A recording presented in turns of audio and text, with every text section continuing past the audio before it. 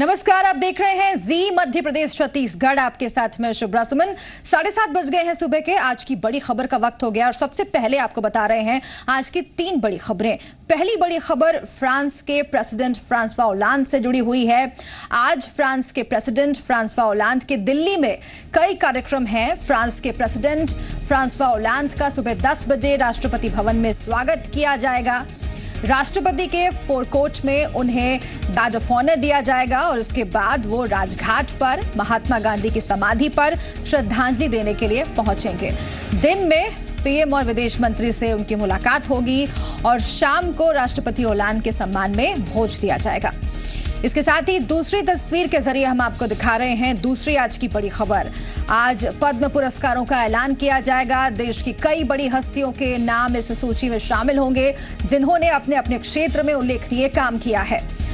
और इसके साथ ही तीसरी बड़ी खबर आपको बता दें, रसोई गैस की बुकिंग और भुगतान ऑनलाइन कराई जा सकेगी। जी हां, पेट्रोलियम मंत्री धर्मेंद्र प्रधान ने इसकी शुरुआत मुंबई में की है। उन्होंने www.mylpg.in वेबसाइट लॉन्च की है और इस वेबसाइट में 13 भाषाओं का ऑप्शन होगा।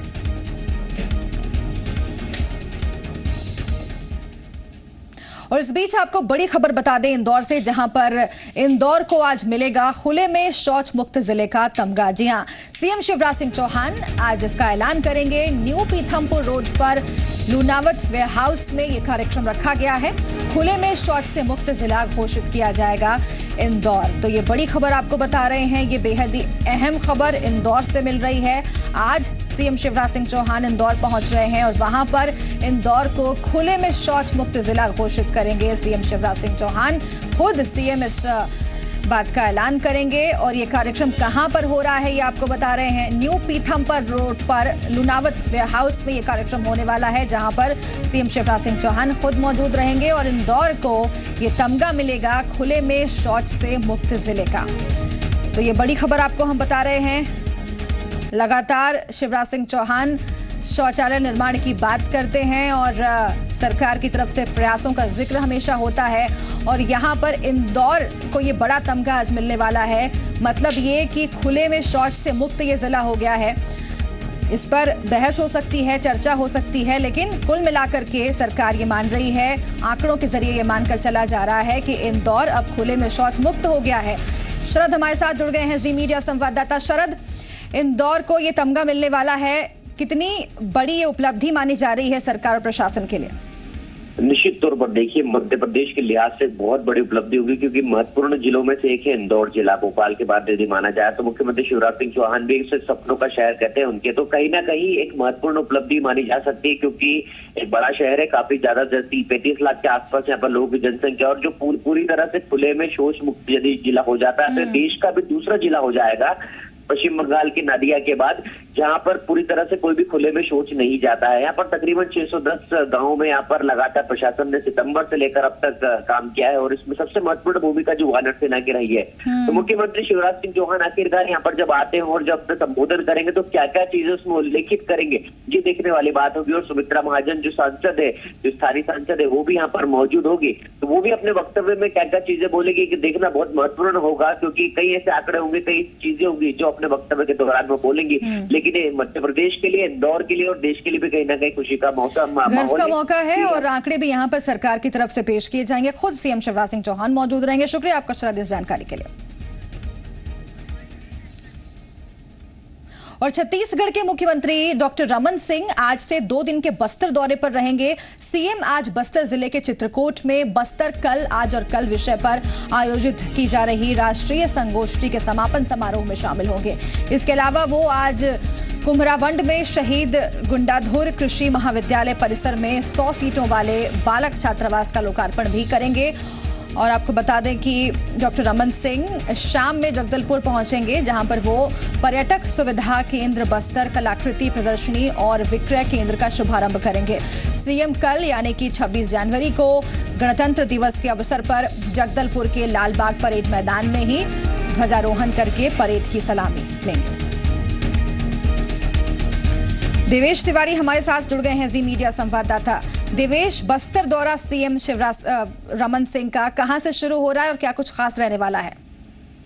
देखिए, आज सीएम जो है बस्तर के 2 दिवसीय दौरे पर रवाना होने जा रहे हैं और इस दौरे में सबसे पहले वे चित्रकूट में जो आज कल और विषय पर जो परिचर्चा चल रही है उस संगोष्ठी में आज मुख्यमंत्री शामिल होंगे। उसमें बस्तर के विकास को लेकर, बस्तर में भावी संभावनाओं और योजनाओं को लेकर उसके बारे में चर्चा करेंगे। इसके बाद कल सुबह मुख्यमंत्री वहां गणतंत्र दिवस की परेड में हिस्सा लेंगे और वहां से अपना वक्तव्य लोगों के सामने रखेंगे। साथ में यह भी बताएंगे कि बस्तर में विकास को लेकर के, बस्तर में माओवाद के उन्मूलन को लेकर किस तरह की बातें उनके मन में चल रही हैं और प्रदेश में कई अहम घोषणाएं भी मुख्यमंत्री 26 जनवरी के मौके पर कर सकते हैं। तो मुख्यमंत्री का अगला 2 दिन जो है वो बस्तर में बीतने वाला है। आज के दिन दोपहर में पहुंचेंगे और कल जो है सुबह गणतंत्र दिवस की परेड में सलामी लेने के बाद कल दोपहर तक रायपुर लौट आएंगे। शुक्रिया आपका देवेश इस जानकारी के लिए। तो अहम ये बस्तर दौरा माना जा रहा है और कल ही गणतंत्र दिवस है और कल के दिन क्या कुछ कहते हैं सीएम रमन सिंह और क्या ऐलान करते हैं, ये देखना बेहद अहम होगा। और अब बात आईएस के नक्सल कनेक्शन की। जी हां, हरिद्वार से गिरफ्तार आईएस के आतंकियों ने चौंकाने वाला खुलासा किया है। जो खुलासा हुआ है उसके मुताबिक आतंकियों ने बम बनाने के लिए छत्तीसगढ़ के नक्सलियों से मदद ली थी। सूत्रों की माने तो आतंकियों ने नक्सलियों से विस्फोटक और ग्रेनेड मंगवाए थे। हालांकि अब तक ग्रेनेड की बरामदगी नहीं हो पाई है।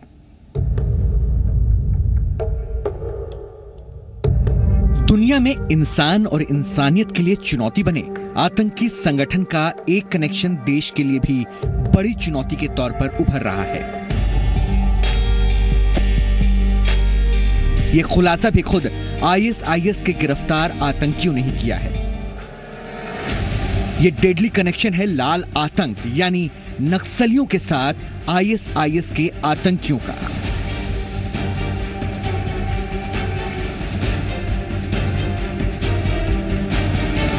हरिद्वार से गिरफ्तार आईएस के आतंकियों ने चौंकाने वाले खुलासे किए हैं। बताया जा रहा है कि हिंदुस्तान को दहलाने के लिए चारों आतंकी बड़ी साजिश रच रहे थे। कई आतंकियों को ट्रेनिंग दी जा रही थी। अब जो खुलासा हुआ है उसके मुताबिक आतंकियों ने बम बनाने के लिए छत्तीसगढ़ के नक्सलियों से मदद ली थी। सूत्रों की माने तो आतंकियों ने नक्सलियों से विस्फोटक और ग्रेनेड मंगवाए थे। हालांकि अब तक ग्रेनेड की बरामदगी नहीं हो पाई है। 4 आतंकियों की तरफ से ये सूचना मिली है सूत्रों के अनुसार आईबी से कि उनको जो हथियार सप्लाई होना था वो छत्तीसगढ़ से होना था। नक्सलियों के द्वारा उनको हथियार सप्लाई होना था, बारूद विस्फोट, इस तरीके की सूचना कुछ आई है। ये एजेंसियों के बीच की बात रहती है, इस पर ज़्यादा बोलना ठीक नहीं रहता। तो सर क्या इससे ये समझा जाए कि आतंकियों के जो कनेक्शन है वो नक्सलियों से भी जुड़ रहे हैं? इस पर अभी ये एजेंसीज अपना काम कर रही है, इस बारे में अभी कुछ नहीं बता सकते। कुछ इनपुट्स हैं सर क्या नक्सलियों से आतंकियों के बीच में? इस बारे में कुछ बोलना ठीक नहीं है अभी। छत्तीसगढ़ में आतंकी संगठन सिमी और आईएम की गतिविधियां और उनके नक्सलियों से कनेक्शन की बातें पहले भी रिपोर्ट्स के जरिए उजागर होती रही। सिमी और आईएम को तो पूरी तरह से सुरक्षा बलों ने यहां नस्तनाबूद किया था, लेकिन अब जो खुलासा हुआ है वो यकीनन चिंता की लकीरें खींच रही है। वैसे भी नक्सली अपने खिलाफ चल रहे पुलिस और पैरामिलिट्री फोर्सेस के ऑपरेशन से बौखलाए हुए हैं। ऐसे में उनकी कोशिश देश को अस्थिर करने वाली हर ताकत के साथ मिलकर अपनी शक्ति बढ़ाने की ही हो सकती है।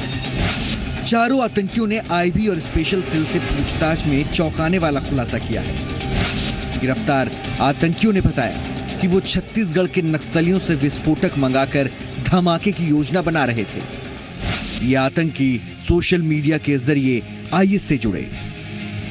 जाहिर है इस तरह के कनेक्शन आने वाले दिनों में सुरक्षा एजेंसियों के लिए बड़ी चुनौती हो सकते हैं। नक्सलियों की कोशिश लगातार व्यवस्था को अस्थिर करने की रही है। ऐसे में वो हर उस गिरोह से संपर्क साधकर व्यवस्था को नुकसान पहुंचाने की साजिश का हिस्सा हो सकते हैं। जाहिर है ऐसे में खुफिया एजेंसी से लेकर सुरक्षा बलों तक को छत्तीसगढ़ और खासकर मध्य भारत में ज्यादा अलर्ट रहने की जरूरत है। ब्यूरो रिपोर्ट, जी मीडिया। इधर खुफिया एजेंसियों से पता चला है कि आईएसआईएस पीएम नरेंद्र मोदी के खिलाफ बड़ी साजिश रच रहा है। पीएम मोदी को टारगेट करने के लिए बच्चों का एक आत्मघाती दस्ता तैयार किया गया है। यानी साजिश ये है कि आत्मघातियों को बच्चों की भीड़ में शामिल किया जाए और जब पीएम 15 अगस्त की तरह सुरक्षा घेरा तोड़कर बच्चों के बीच पहुंचे तो धमाका किया जाए। आतंक के लिए बच्चों का सहारा लेना आतंकी संगठनों के लिए नया नहीं है। आईएसआईएस ने इसके लिए बकायदा बच्चों की फौज तक बना रखी है। सीरिया और इराक में आईएसआईएस ने ऐसे तमाम ट्रेनिंग कैंप चला रखे हैं जहां मासूमों को इंसान का खून बहाने के लिए तैयार किया जाता है। लेकिन अब पता चला है कि इस खतरनाक आतंकी संगठन का ये बच्चा प्लान सीरिया से भारत की सरहद तक पहुंच चुका है।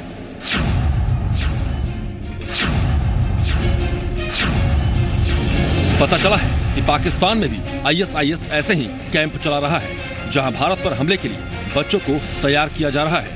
ऐसे ही एक वीडियो ने भारत में खुफिया एजेंसियों के कान खड़े कर दिए हैं। पता चला है कि आईएसआईएस के निशाने पर पीएम नरेंद्र मोदी है और इसके लिए वो 12 से 15 साल के बच्चों को मानव बम के तौर पर इस्तेमाल कर सकता है। खुफिया सूत्रों की माने तो इसके लिए बच्चों की भर्ती तक कर ली गई है।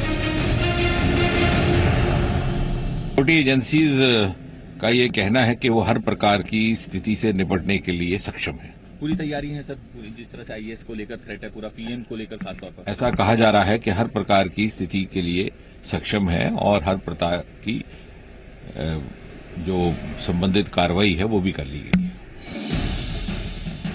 असल में आईएसआईएस भारत में पैर पसारने के लिए यूथ को निशाना बना रहा है।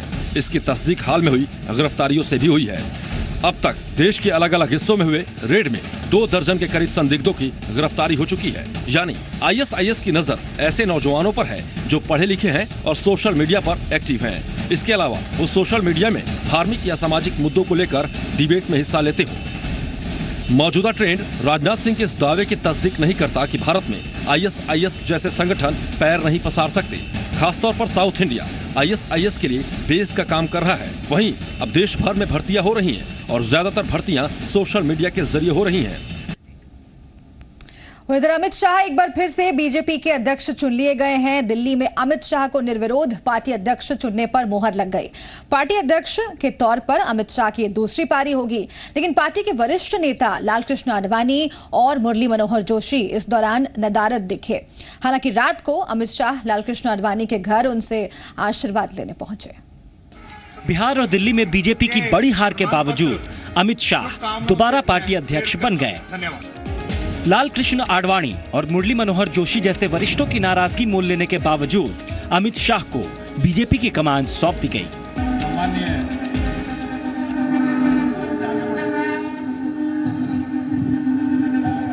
तो अब सवाल है कि प्रधानमंत्री नरेंद्र मोदी का वो कौन सा आकलन है जो उन्हें अमित शाह पर भरोसा करने की वजह देता है। अमित शाह के नेतृत्व में बीजेपी को 2015 में 2 बड़ी हार भले ही मिली हो, लेकिन हरियाणा, जम्मू कश्मीर, महाराष्ट्र और झारखंड में पार्टी अमित शाह की अगुवाई में बड़ी कामयाबी हासिल कर चुकी है। यह अमित शाह का नेतृत्व है जिसमें बीजेपी दुनिया की सबसे बड़ी पार्टी का तमगा हासिल कर चुकी है। सबसे बड़ी बात ये कि अमित शाह एक ऊर्जावान नेता है और संगठन के स्तर पर मैनेजमेंट के लिए जाने जाते हैं और उनकी इस ताजपोशी के लिए आरएसएस का समर्थन भी है। मुझे पूरा विश्वास है श्री अमित शाह के नेतृत्व में भारतीय जनता पार्टी शानदार सफलता हासिल करेगी। उन्हें मैं हार्दिक बधाई देता हूं। अच्छा खासा ऑलरेडी कार्यक्रम आगे बढ़ चुके हैं और विशेषकर असम जैसे राज्य में हम सरकार बनाने के लिए पूरे प्रयास में लगे हैं और बाकी राज्यों में भी बीजेपी की अच्छी प्रगति होगी। अमित शाह के सामने फिलहाल की चुनौती 2016 के चुनावी संग्राम की है।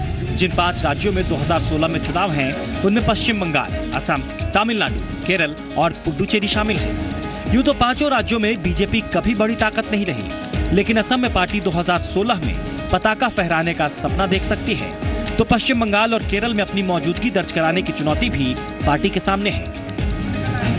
लेकिन अमित शाह की अगुवाई वाली बीजेपी की असली अग्नि परीक्षा 2017 में होगी। 2017 में उत्तर प्रदेश, गुजरात और पंजाब में चुनाव है। 2019 में दोबारा केंद्र में आने का सपना देखने के लिए इन तीनों राज्यों में बीजेपी को अपनी साख बचानी ही होगी।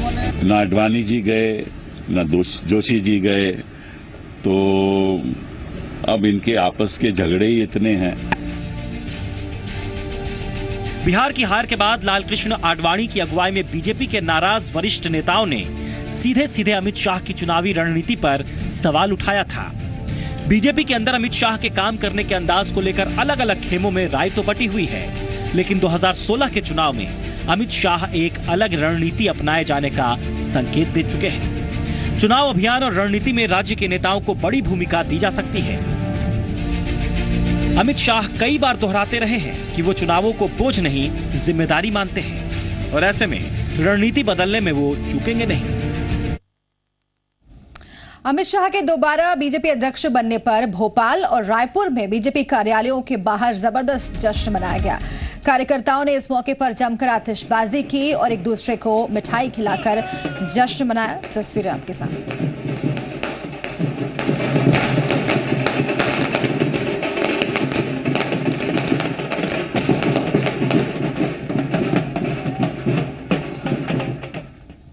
भिलाई के जयंती स्टेडियम में खिलाड़ियों और बॉलीवुड अभिनेताओं के बीच चैरिटी फुटबॉल मैच खेला गया, जिसमें बॉलीवुड अभिनेताओं की टीम ने खिलाड़ियों की टीम को 6-1 से हरा दिया। मैच से कमाई गई राशि को राहत कोष में दिया जाएगा। मैच में खिलाड़ियों की टीम में श्रीलंका टीम के पूर्व कप्तान सनत जयसूर्या, चामिंडा वास, सलिल अंकोला, यूसुफ पठान, इरफान पठान, विनोद कांबली जैसे क्रिकेटर शामिल थे। हॉकी के धनराज पिल्ले भी खिलाड़ियों की टीम में शामिल थे।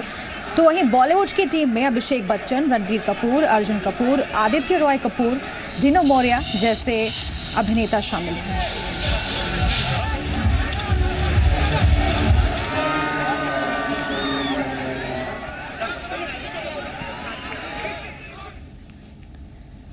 आवाज ऑफ छत्तीसगढ़ के रायपुर ऑडिशन में 4 प्रतिभागियों को चुना गया है। कल रायपुर ऑडिशन में 200 से ज्यादा प्रतिभागी शामिल हुए। इन्हें जजेस ने गायकी के अलग अलग पैमानों पर जांचा परखा और अंत में 14 साल के अभिषेक अग्रवाल को, 19 साल के पारस नायक को, 18 साल के अभिषेक वर्मा को और 14 साल की सुमन दीवान को चुना गया। अब इनका मुकाबला फाइनल में होगा।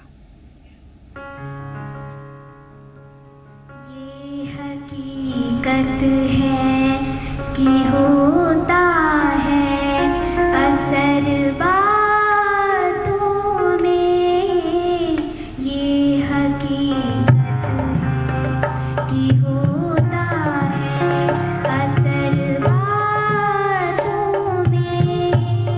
तुम भी खुल जाओगे,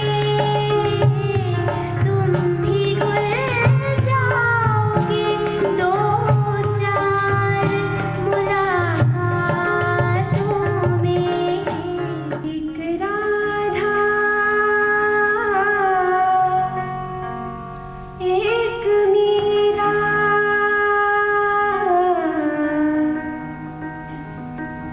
दोनों ने शाम को चाहा।